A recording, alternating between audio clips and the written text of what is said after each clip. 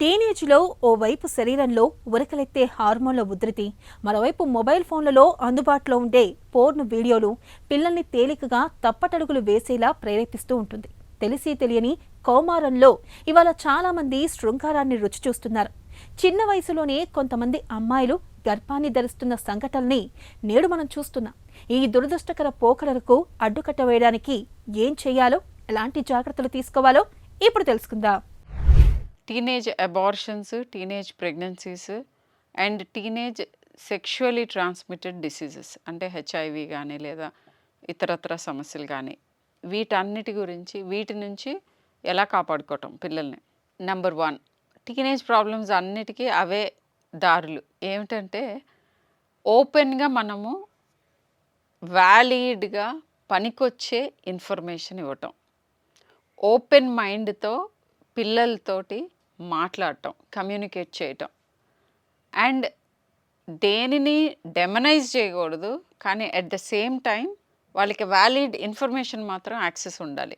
పిల్లలు మనం చెప్పే ప్రతి ఇన్ఫర్మేషన్ని వాళ్ళు మళ్ళీ క్వశ్చన్ చేసుకుంటారు. పర్టికులర్లీ టీనేజ్లో ఐడియలిస్టిక్ మైండ్స్ ఉంటాయి.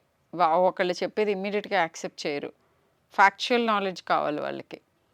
ఆ ఫ్యాక్చువల్ నాలెడ్జ్ కనుక రైట్ది దొరికితే వాళ్ళు రైట్ బిహేవియర్స్ డెవలప్ చేసుకుంటారు.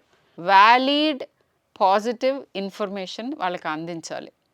And how to protect from sexually transmitted disease, ఏ రకమైన బిహేవియరల్ ప్యాటర్న్స్ రైట్ కాదు, డేంజరస్, వాటిల్లో ఉన్న డేంజర్ ఏంటి, ఎలా ప్రెగ్నెన్సీస్ ఎలా రావచ్చు, సెక్షువల్ లైఫ్ స్టార్టింగ్ కానీ లేకపోతే ఈ సెక్షువల్ హెల్త్ గురించి ఇన్ఫర్మేషన్ వాళ్ళకి ఓపెన్గా డిస్కస్ చేసి, కొన్నిసార్లు పేరెంట్స్కి ఆ రిలేషన్షిప్ ఉంటుంది టీనేజర్స్తో ఇలాంటి ఓపెన్గా మాట్లాడేది. ఫర్ ఎనీ రీజన్ లేదు అని మీకు అనిపిస్తే వాళ్ళకి గురి ఉన్నా, వాళ్ళకి ఫ్రీడమ్ ఉన్నా, వాళ్ళు ఈజీగా కమ్యూనికేట్ చేయగలిగే ఎల్డర్స్ తోటి ఈ ఇన్ఫర్మేషన్ యాక్సెస్ ఇవ్వాలి.